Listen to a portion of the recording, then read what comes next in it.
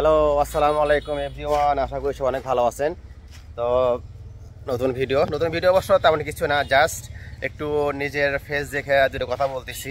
যেহেতু অনেক দিন হলো আমার এই চ্যানেলটা বন্ধ ছিল, তো ভাবলাম কিছুদিন আগে একটু ফেসটা দেখাই, ফেস দেখে একটু ভিডিও করি, তারপরে আপনার চাহিদা মতো যে ঢাকা রংপুর চাইলের মশকের যে ভিডিওটা আছে এটা নিয়ে কথা বলবো। কারণ যেহেতু ভিডিও ছাড়া বন্ধ ছিল, চ্যানেলের রিচ ডাউন আছে, তো এই জন্য আর কি ভাবলাম একটু চ্যানেলের রিচটা তোলার জন্য একটু ফেস ভিডিও দেখাই, যেন রিচটা দেখাতে পারি।